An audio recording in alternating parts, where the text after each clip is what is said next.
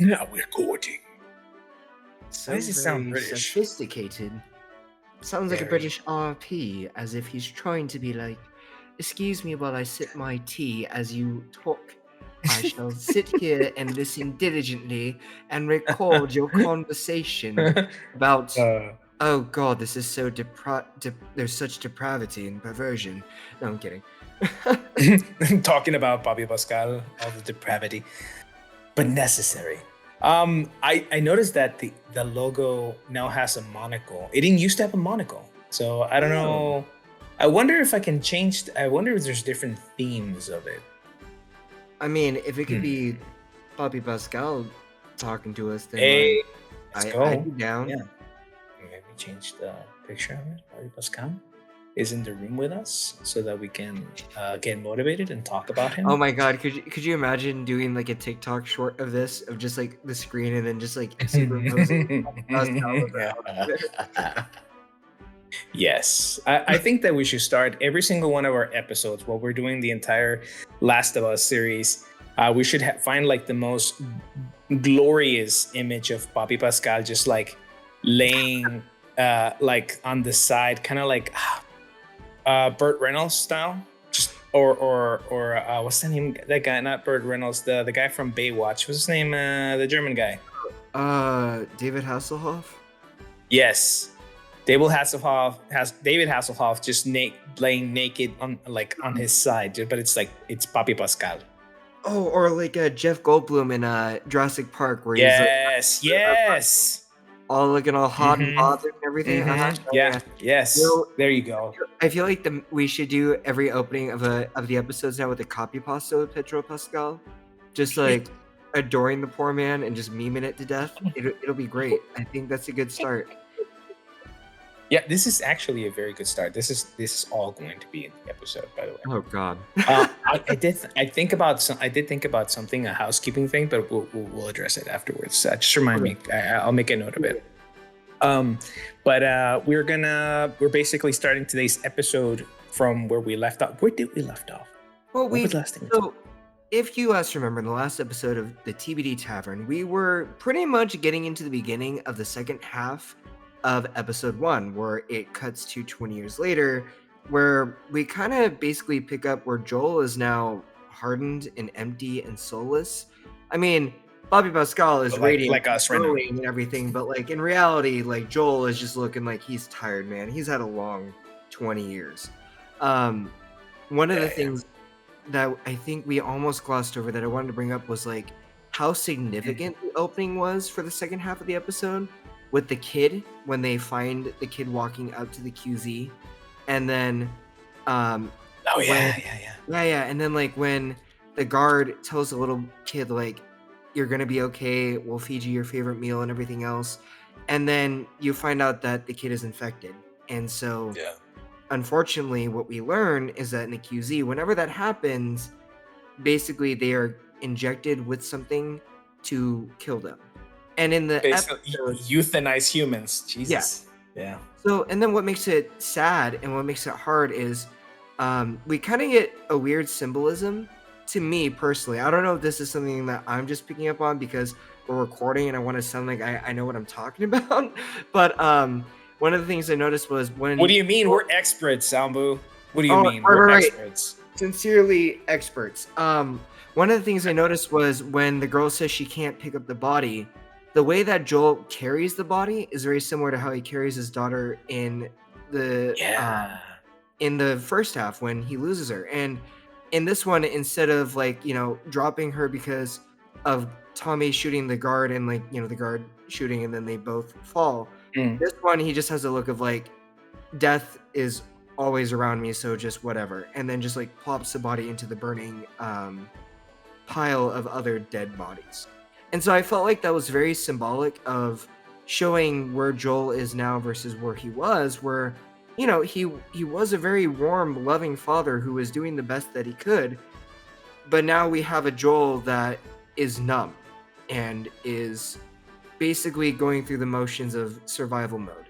And it really paints a stark picture of not just Joel, but I think of humanity in general in this Mm. world, where everyone is pretty much just trying to survive. I don't think anyone is truly the same. It's more like this is a world where it's ruthless and it's cold and it's unflinching. And there are a lot of people that are probably like Joel that lost someone and is just kind of in autopilot mode. Yeah. Everybody's jumping. Sorry, I got so sucked into what you were saying. It's like, yes, that I forgot. Oh yeah, I'm part of the show too. Yeah, everybody just kind of reverts into this, and it goes back to like the first episode that we were saying, like the human mind, man, has this ability to heal. It's so crazy how we're able to compartmentalize. Oh my god, put things away. Thank you. I swear I'm smarter than what I sound. We're experts. Remember, 100% experts. Yes, guaranteed, certified experts here. Only S tier comments in this podcast. But the human mind is just able to just put everything and move on, right? And just kind of say, hey, we're gonna put all your emotions. We're just gonna sink them all the way down, and we're just gonna focus on surviving, right?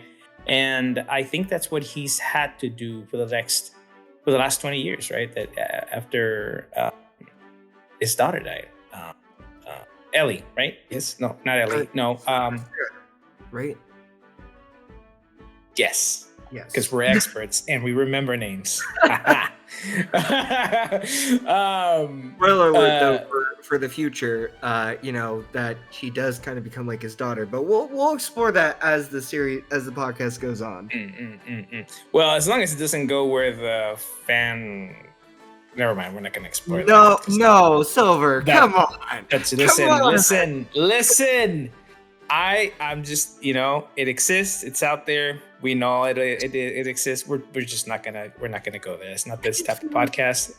It's one of those like unspoken of like it just sits in the cellar of like the tavern. It sits there in like the moldy, musty little cellar of the tavern, and nobody comes to look at it. It's up there. It's up there. We know it's there, but it's always there, and we just can always leave it there. There might be some weirdo once in a while that asks for that bottle, but we tell him to get his ass out of here, right? And we just make sure that bottle's there still, but we also don't want to break it. It's just there. It's like the curse of holding on to it so nobody else, unfortunately, hears it or exposes it to the world, right? That's what we're talking. We will sacrifice ourselves, guys, and we will hold that bottle, and we will keep it safe, okay? And we're never gonna open it. It's there. It exists. Some dumbass decided to explore that. That's fine. Muy past. But yeah, and I was just rewatching right now episode 2, and I'm not gonna talk about it. But again, it's just I still don't know. I want to know where he found the strength to move past those 20 years and just keep going, man. Like I'm not one to say that self-deletion is an answer, and it never should be, and you should always ask for help. But this is a different type of world, right? This is a world where there isn't anywhere to ask for help. There is no therapy. There is no psychiatrist. There is nobody else to talk to but yourself to keep moving and to keep going. So like, where is this inner strength coming from? Or how has he been able to do it all the time, to the point where like you just said, right? Like I'm around death all the time, and he's just like burning bodies consistently. That seems to be his quote unquote legitimate job in society there in the QC. But he's just completely disconnected his entire humanity. I just don't know how he's been able to do it. I mean, I think in general, one of the things I'm going to speculate kept him alive was, even though he lost his daughter, he still had Tommy. And I think that shows later on in other episodes that Tommy was an anchor for Joel. Tommy, Mhm. like, even though Joel kind of was mentally checked out, I think mostly mentally checked out and was just going through the motions of surviving. Because the other part too is I think even in the most extreme of circumstances of like people dealing with heavy topics like that we've talked about, like self-deletion, there is that part of you that still wants to live, even though, like, because I think naturally humans are afraid of death, and that's a kind of Yeah. comes with the territory. So I do feel like he lost Sarah, and I know his world was shattered. You see it in the gut punch of that scene when he's trying to tell her it's all right, baby girl, and everything else. But I think Tommy was really that anchor into the world. And I think, you know, from what we know in the episode, Tommy isn't there in the QZ. But I think just knowing Tommy is still alive and wanting to find him, that's enough, just enough motivation Keep on to going. like keep going. Because as Mhm. long as he has a reason to keep living, like Tommy, even if he's really just messed up and hurting and in pain, because I don't know if Joel really compartmentalized Sarah's death. I think he just kind of numbed himself to it all. I mean, the stories that you hear later in the series, I'm trying so hard not to like speculate further down because we're trying to keep it within like order, right? I Mhm. think see that like Joel never got over it. He just had to accept it and just kind of kicked into like I mean I guess it is compartmentalization in the sense of like he has accepted it and he's moved on because pragmatically speaking he had to, but I don't think he really moved on, which shows like in a later scene when he drinks himself to sleep, right? Like I think no Yeah. matter what, Joel is really not okay. He's really hurting, and for 20 years, his will to survive has been in conflict with his losing his world. So I do think that that's what we see is like he's surviving, but he wasn't really alive anymore. Um, Right. and that's what I got from Papi Pascal's portrayal is like he's alive but he's not. It's sad to Yeah. watch. Yeah. And you said in last episode, he died back then, Mhm. right? Like Joel died when his daughter died, and now it's just like an empty shell. I think if I recall, that's what you said. I think so. um, but after the body burning, right? Because of course, they have to make sure that everything is quarantined and safe for everybody, and everybody's doing okay. Um, we can see him still trying to um, do his, just move on to do other businesses, right? That he's like doing with the guard. Um, I think he's selling drugs. He became a drug dealer apparently. What was it? Was it just painkillers? I think it was just painkillers, right? Or He was fentanyl. gonna Well, help him sleep, right? I mm, mean, I don't remember what exactly it was, but it was definitely something to help keep the guard calm or something to like deal with. Maybe I'm wrong. I mean, it probably drugs. was a It was painkiller. drugs. It was It was drugs. drugs, kids. It was drugs, kids. Don't do drugs, kids. Stay in school. And as we're seeing, also they have like a not necessarily a barter system, but I guess their new type of money or currency is those food passes, Yeah, right? Or it's like like ration passes. it's a weird ration pass. It Mm-hmm. literally looks like pieces of paper that they just pass along that they've written a number on for currency. Mm-hmm. And they're color coded. So like I think red was like more was a higher amount or something like that. Yeah, it's like it's like rations pretty much. I would agree to Your that. typical $5, $10, $20 bill.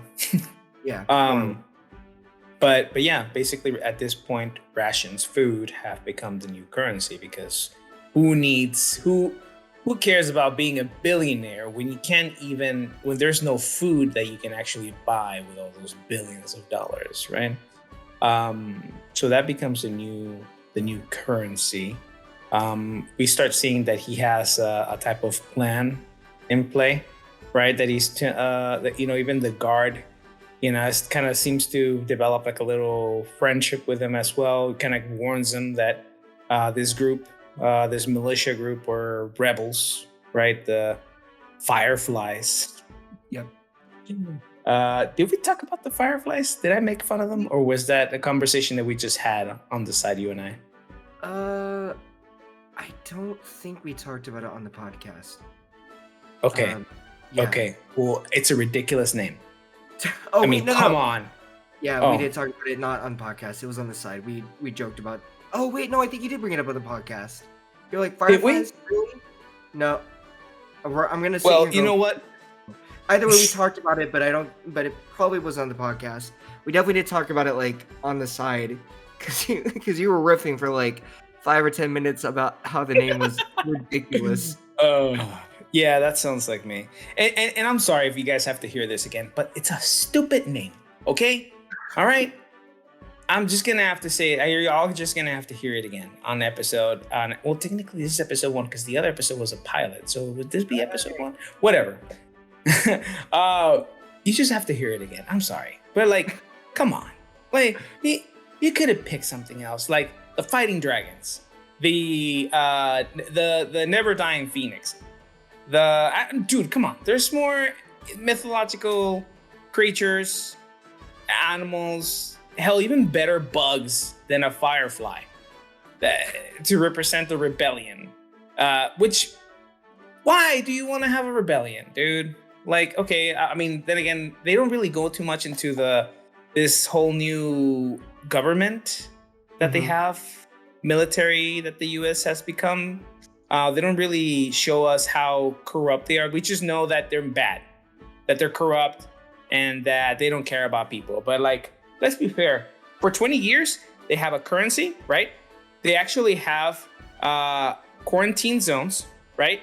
They have armed guard to the point where they can keep people safe. But in reality, they really struggle because there's rebels like them that make things difficult. So like, are they really bad? Like, what else is going on? Because I mean, they have schools for like the militaries. So for the people that want to become, part of that whole new government thing or military. So like, I don't know how I feel about it. Like, are they really the bad guys? I think what I think, and I'm gonna try to answer this in two folds. Tell At me least what you I think, think I Hunter. have 2 points in mind, but I might lose one in the process. I think one is when you think of government and when you think of powers, especially ones that pretty much take control within like an emergency situation, because it's one of those things where I think FEDRA, because I think they stood for Federal Thank you. Disaster Response Agency. They responded as policy is for probably an apocalyptic setting. But I think what happens is you think about people who have power and the temptation of power, right? Like the human condition. Mhm. We're taught, if you Yeah. look at like political theory, we think about how corruption is very easy because when you have that power, realistically, are you going to want to give that up? And there are people that do abuse their power that we see in different sort of like governments and economic systems. Like you think about communism and how communism is based off of the philosophical concept of the philosopher king who is supposed to be altruistic. And what the idea is that like a person will basically rule over a commune or whatever, but when the commune is self-sustaining and is able to do what it needs to do, they're supposed to step down. But as you have witnessed, and many people have witnessed in many different systems of communism, that never happens. Power Yeah. becomes too much of a temptation. Power allows them to exploit resources and wealth and to keep it while their people suffer. That's just kind of how it happens because human nature, in theory, is prone to greed and hoarding and all that stuff. So I think to some degree we're just told to assume that they're bad in a sense of like there's probably people who are agents that have abused that power when they've done and I think it probably also is like There are people that have lived on the outskirts, but Fedra has like probably pulled them out of the houses that are on the outskirts of the QZ, had to euthanize them because they might be infected, stuff like that. And it's also because probably Fedra has had to make some really tough calls on Mhm. rationing and on how housing is and how their life is. And people, I think and this leads to another conversation that I think I've had with either you or with some other people. Um, People, when they find something they think is oppressive by nature, and in this case, Fedra could be oppressive. Um, there's always the idea that you are all like, I feel like rebellions often fight for an ideal, but then they don't know where to go next afterwards. Like you could say, yeah, Fireflies are trying to liberate QZs and trying to protect people because Fedra pretty much has all the guns and they have all the armor and they have everything else, and it looks very oppressive and it is controlling. And Fedra could very well be a corrupt system by now because it's been 20 years. They don't really have over. Fedra is pretty much working in different pockets, and who knows how each QZ works with the top person in Fedra. But Mhm. the question really is for the Fireflies, and I feel like in general, any show that you watch of a revolution, it really does become a question of what do you hope to gain after the QZ is liberated? What's next? What do you Yeah. do? How do you take care of the QZ? How do you help the people get what they need? How do you embody the ideals and the philosophy in which you're coming in storming um, to like for the people? Like you're selling a belief, but do you know what the next steps are? And oftentimes, what you think we see with the Fireflies, and I think this is what the show and what the game does really well, is like the Fireflies are enemies also for the very reason of we don't really know how much that they stand for. All we know is that they want to quote unquote liberate places, but we don't know what that really means. We don't know what the consequence of that is. And we don't really even know if Fedra is that bad of a Yeah. group. We don't. There's a lot of We don't. implications and assumptions. Yeah. Yeah. And we saw already, even within the Fireflies, when oh God, I forgot her name. Marlene? The Marlene, the main lady, she has this whole back and forth with one of her like lieutenants or the other people in charge, right? You can already see there that humanity of like somebody always wanting to be in power, or like things should be done in a different way, or there's this like miniature like struggle of power that she has there with some of the members.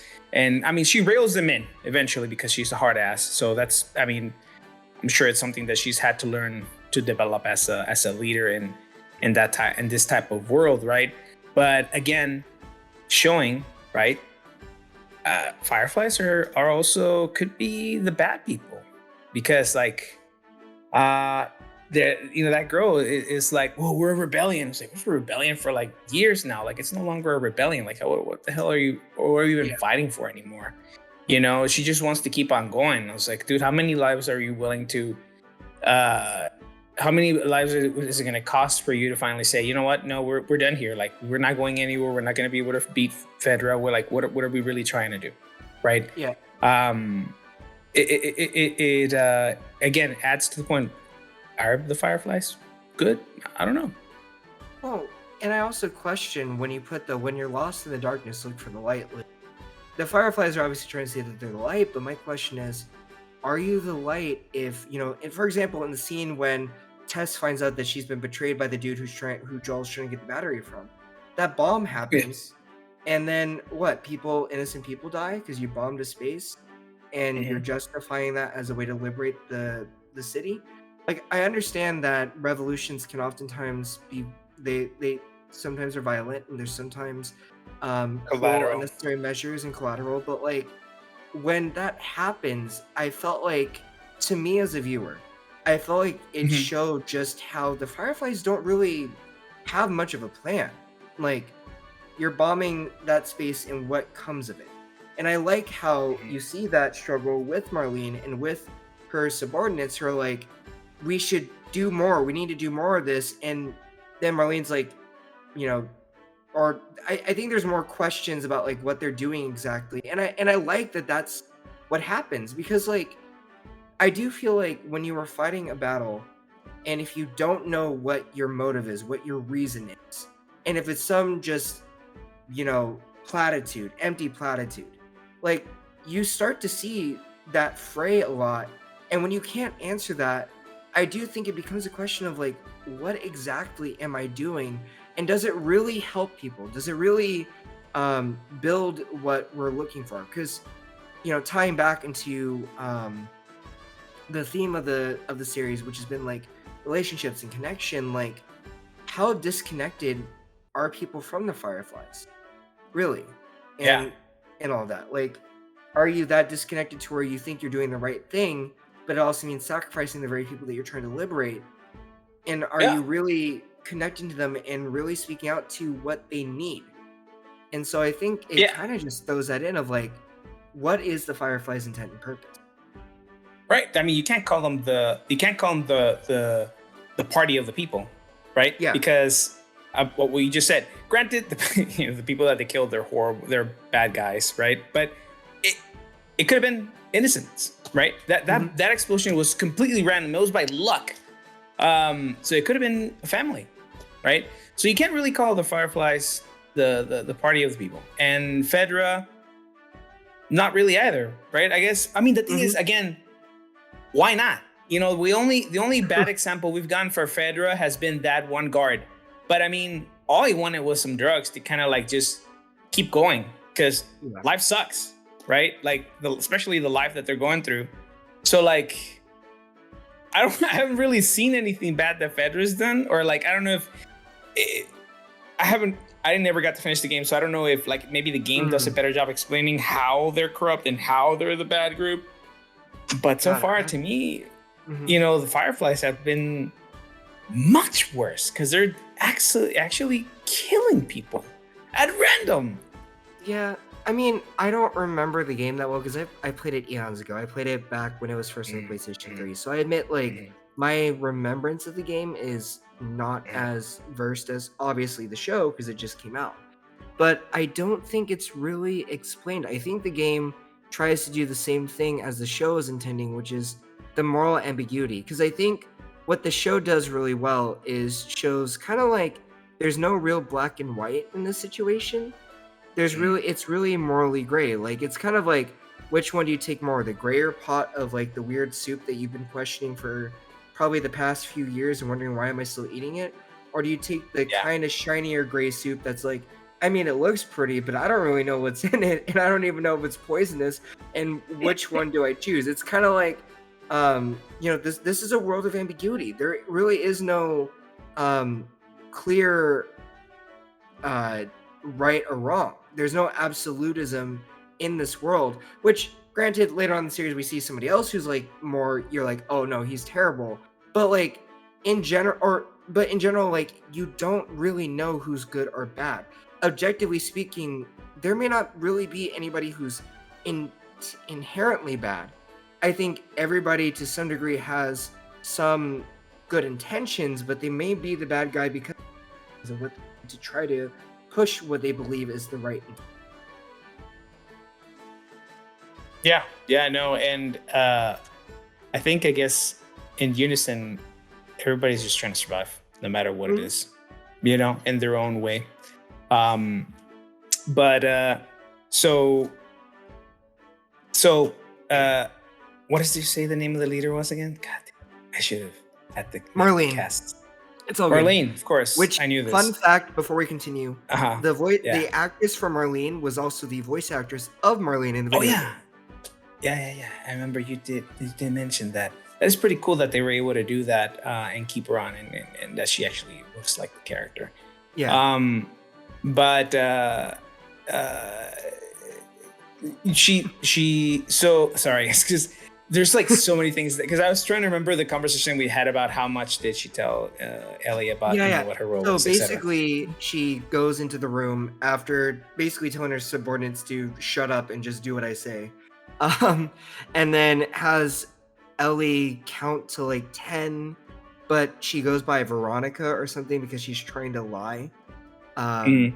about her name, and then because she doesn't really know the extent of how Marlene knows about her, or Yeah.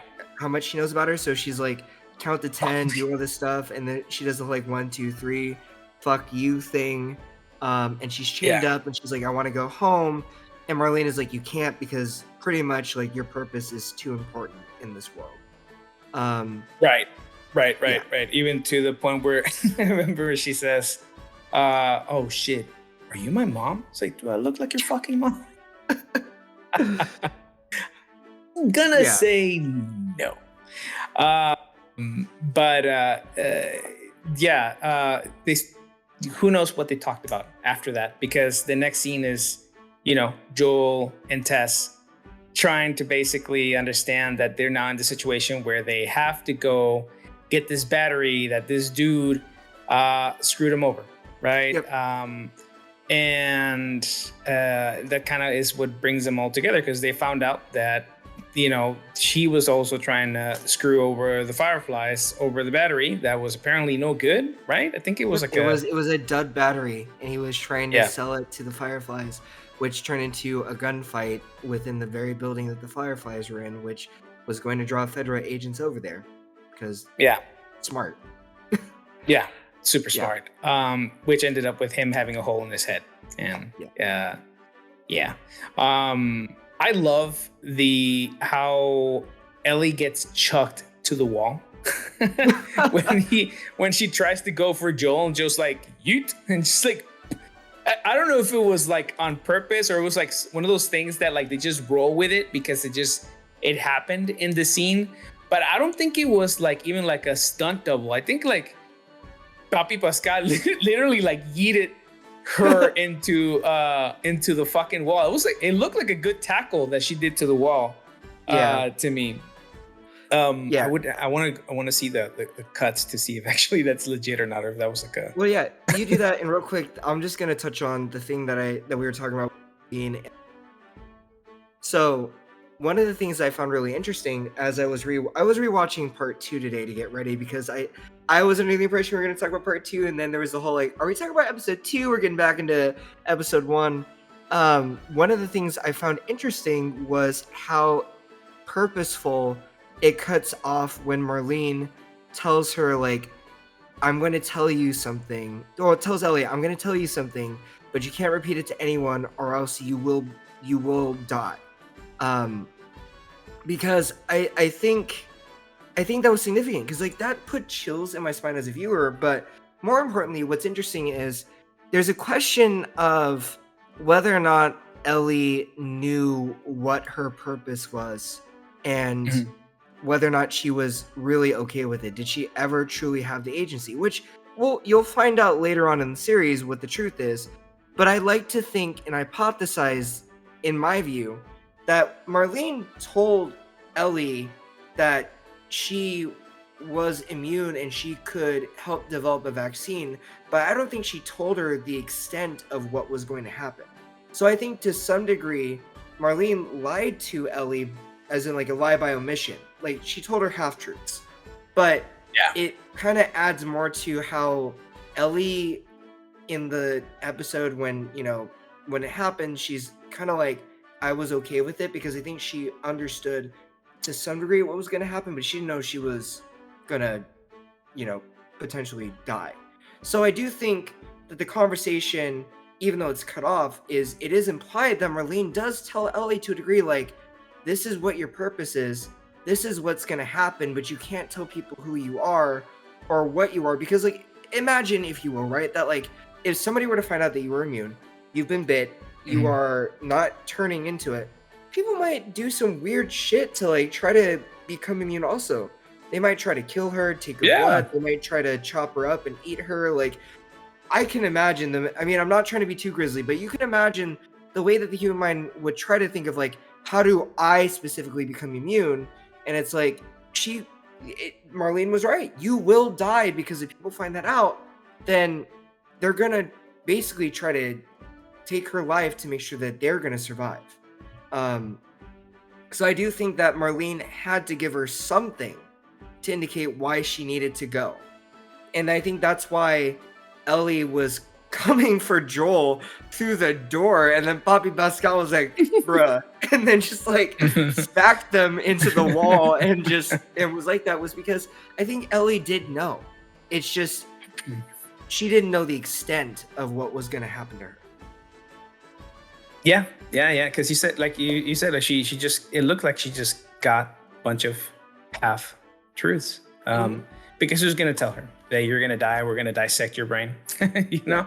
And you're right. People are when people want to survive, they do crazy things. And you're right. They could have chopped her up into pieces. They could have made her into a delicious stew, and they thought, hey, this is the miracle cure. But ignorance will make people. Ignorance and fear will make people do crazy things. Absolutely. And I think we're going to see that in the coming episodes.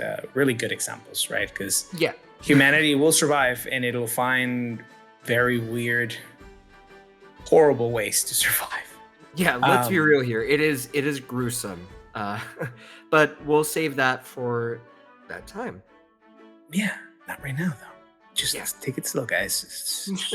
This is the foreplay. Just come on. We have to take it easy, guys. All right, slow down. Well, and also, can I just say real quick that like what I love with the whole mom thing is how symbolic it is, because I don't think Marlene was really given that much of a role in the game. I don't remember knowing Ellie's mom, so I could be wrong.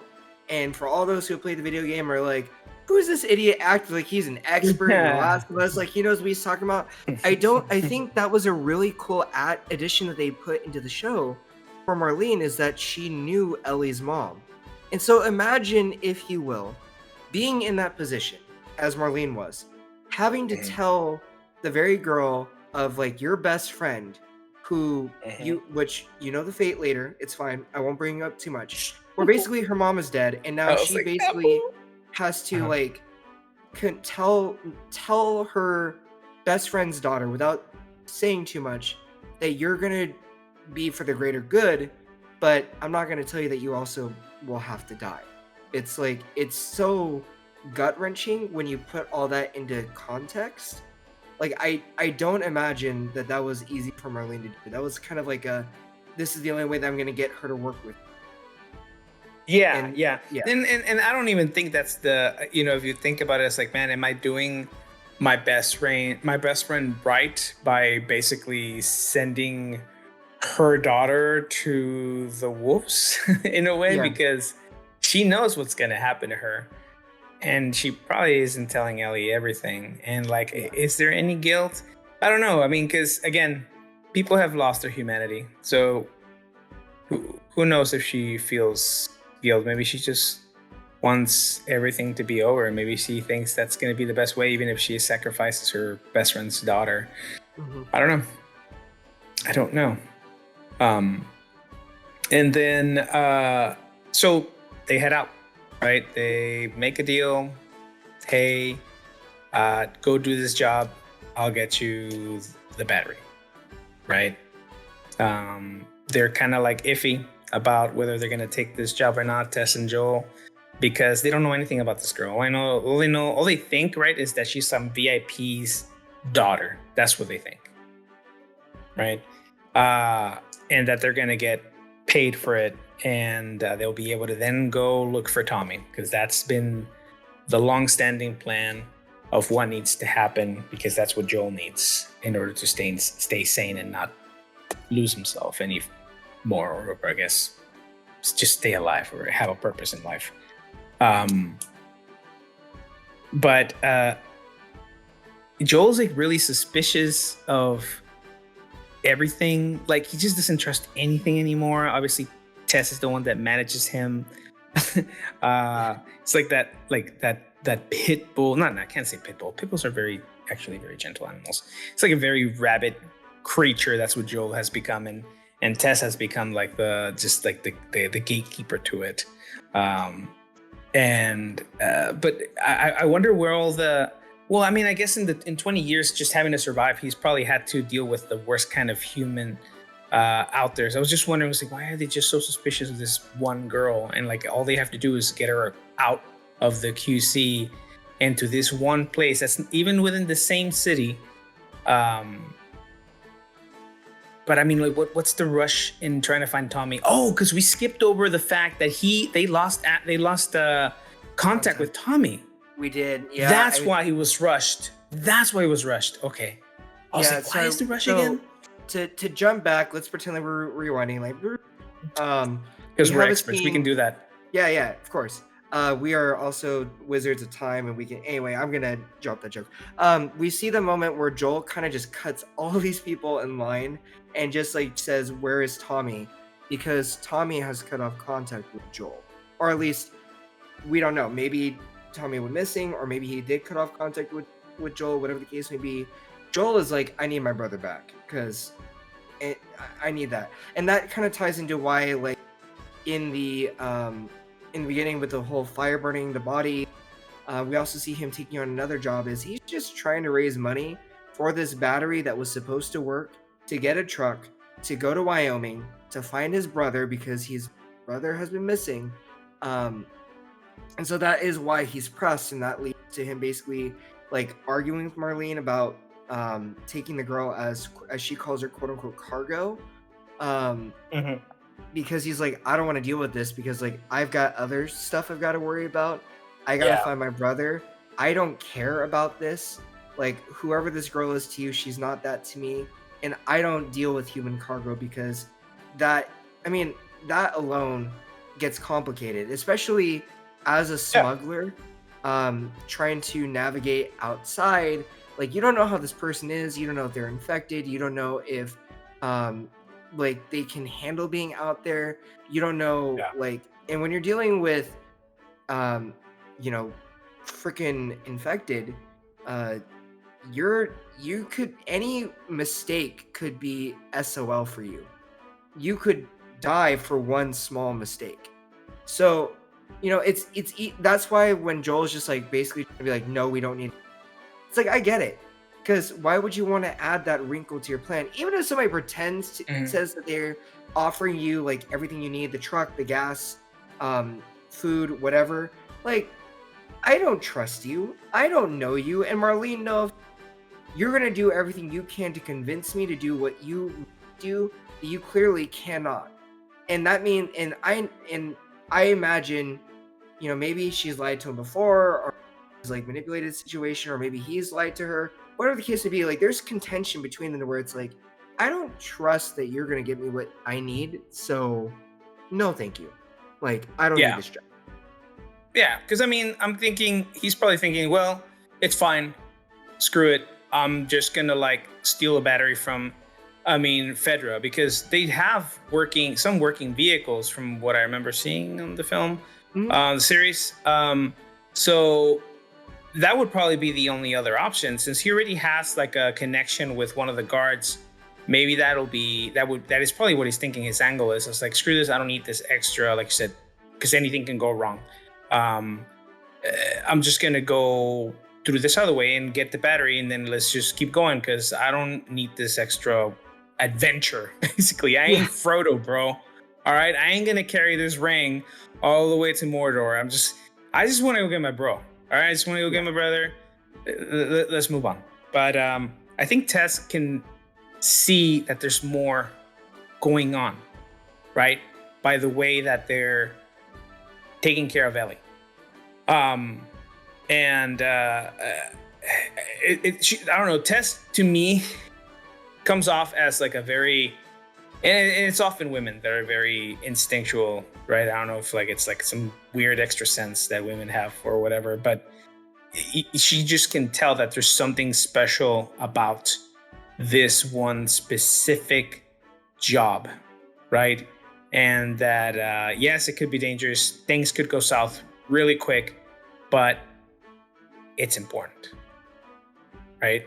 And I think that's why she tries to also um, turn it around to make it work, right?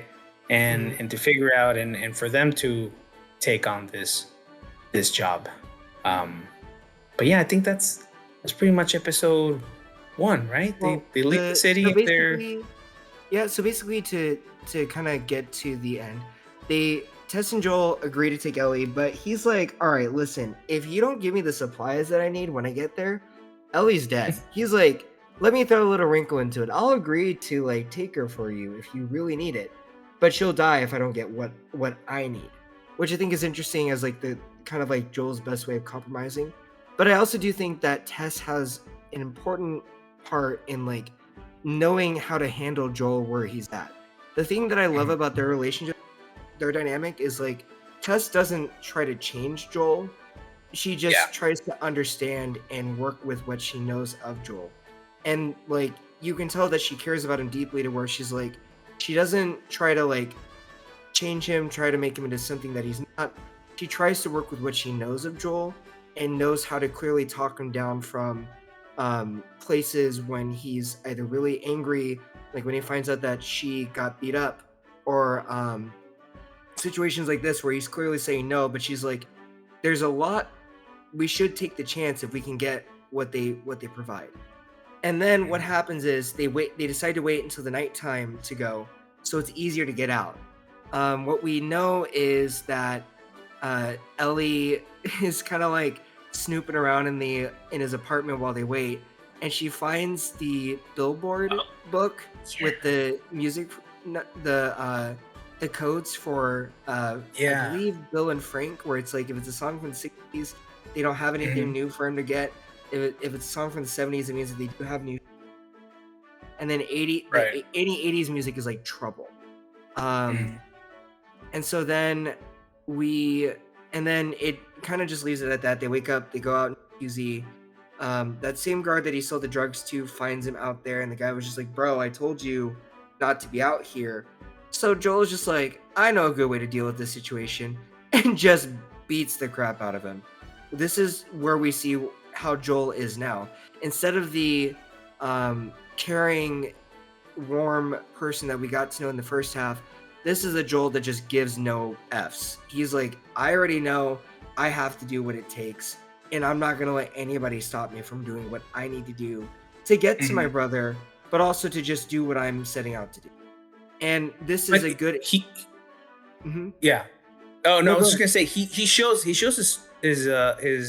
his trauma, right? Yeah. Because he has that flashback of when his daughter was gonna get shot, and I think this is where he starts Right. getting that connection with Ellie, because then he starts seeing his daughter in Ellie, and this time he kind of makes it a point that it's not gonna happen this time. This time I'm not gonna let my daughter die, uh, and he actually acts rather than like last time he Mhm. just kind of tries to reason and freeze up, and he clearly has guilt that he has not dealt with, right? um that he thinks he Yeah. could have done, which realistically, could he? No, he couldn't have done anything. That was a soldier with an AR. There was really nothing he could have done. Like, Yeah. it was just a fucked situation. Like, there was no other way, and he's carrying this guilt for no reason. But I get it, and I don't, Yeah. because I'm not a parent. But I get it Well, that I you can always think you can do something more for your loved one.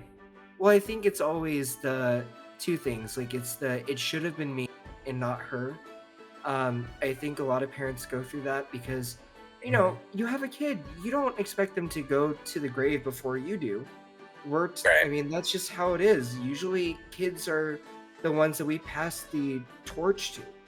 Mhm. So I imagine through the last 20 years, he's probably thought to himself, it should have been me, not her. Why was it her? Mhm. And yeah, Mhm. like it is irrational for him to think that he could have done anything different. But I think in general, humans are contradictory and irrational in a lot of situations. So Yeah, I know for a for sure. fact that, yeah, he's going to beat the shit out of himself, wondering, thinking he could have done something different. Like he could have turned his back to where he would have been shot and not her. Or he could have like done some other superhuman responsive reactive thing that could have protected her. But also like again, sure, let's say hypothetically he turned and sacrifices himself for her. Can that guarantee that she was going to survive? I don't mean to sound heartless when Mm-mm. I say that, but like her leg was injured. That would have meant Tommy would have had to carry her, and who knows where they could have gotten to and where. Like, Yeah. I mean, unfortunately, like, and this is the sad part. with like recognizing this is like Joel definitely blames himself and will continue to blame himself. And I do think it Yeah. was his PTSD coming out when you're right, the gun was pointed at Ellie. And he was like, nah, nah, nah, nah, nah. I now can act on it. Like there's no second guessing. You threaten Yeah. like this person, the person who promises me the resources I need to get to my brother, but also B, like I do imagine he remembered Sarah and remembered that moment and was like, no, not today. Like, yeah, I agree with you. I do think it was a trauma response. And that's why also we kind of, I think there was the sound of like, the frequency sound of like the ringing when he was beating up the guy. As like usually TV shows indicate like when someone's trauma or like someone is blinded by their rage or whatever, kicks in. So I do agree with you in that like it was his trauma coming out. Yeah, no, and we're gonna see a lot more of that from Joe. We're gonna see a lot more what you just said. No more second guessing. Everything he has been doing, and everything that he's done on this first episode of The Last of Us, and that we've already seen, there will be no more second guessing, and it's all because of that same trauma, which is again. And I said it on the first episode, in this type of world, you don't have time to second guess, because a second, 2-3 seconds of second guessing yourself costs you your daughter, costs you a loved one, it costs you your life, right? So he now no longer second guesses. He's like, this is the best thing to do. I'm going to do it. Does it. The end, he just completely kills his doubt. And I think that's what makes Tess so incredible, aside from beautiful, is that she is able to channel his trauma in a positive way. And yeah, they complement each other perfectly because of that. But yeah. And The I Last think of Us. And then also, I think in the final part of this episode, they learn Ellie is immune because infected. the soldier does that too. Yeah. I think the other reason why the soldier points the gun at Ellie is because of the testing that it does. It goes off. Yeah. It turns red. Yeah. Yeah. And so then Ellie has to tell them, or green, whatever. She's, I think it's red. Green is you're safe. Red you're is good. Like you're infected. Yeah. And then that's when after Joel does his little punch happy moment, Ellie has to tell them, I was bitten, but I'm not infected, or I'm not turning because it's been 3 weeks. Like she makes sure to let them know, like, it's been a few weeks since I've been bitten, and we know that you turn within like I think a day or like 8 hours is when a couple of hours. Yeah. So now they're like, okay, now the stakes are definitely raised. Where not only do we just murder, but if they find her and it's like game over. That's the other reason why Marlene says, if people know you're dead, is because if a federal soldier finds her, she would also be killed because she pops off on the machine. And then the final part of this episode is we see the radio turn on and it plays Never Let Me Down Again from Depeche Mode. And that's an 80s song. So now we also know, foreshadowing, that Bill and Frank, one of, I think Joel's supplier, is saying there's trouble. And I think that's how it ends. Yeah, very foreshadowing. And we know how that's going to go. So you will all find out in the coming episodes. Stay tuned in the next episode of Stay tuned. I think that was pretty good ending, right? Yeah. So nice, why don't you all tune in next time, as I believe we're going to dabble in 2 of the Last of Us TV series. Yeah, and don't forget to hit that follow, subscribe wherever you be listening to us, whether it's Spotify, YouTube, or wherever we choose to, place the tavern at. Also comment, tell us how you're liking things. You don't like something, I personally love the sound of Ambu, so please tell him to keep on giving us more of that. Oh my gosh. But yeah. But yeah, You're comments, great too. please tell us. What was Yeah. that? Oh, I said you're pretty great too. Don't make sure you give yourself some hats on the back as I well. was just fishing for compliments, guys. I was fishing for compliments. That's why I said But it. also, do let us know what you think. If there's anything that you think you want us to touch upon, anything you think screw you. I'm kidding. No, just let us know what you think. Whoa. I think we're always open to knowing more and to always improving. Am I right in saying that, Silver? Yeah, always, definitely improving. But I mean, let's be honest, we're experts. So I Yeah, mean, how much more 100%. can we improve? I'm just kidding. 1,000% experts. And also, we are a church of Poppy Pascal, so don't you dare have anything to say against Poppy Pascal. Yes, don't you dare. Don't you dare. There's a movement right now. Okay, I'm pretty sure Papi Pascal could be the next president of wherever he wanted, to be honest. So don't mess with Papi Pascal. We will come, we will find you, and we will shove Papi Pascal down your throat, and you will enjoy it. Absolutely.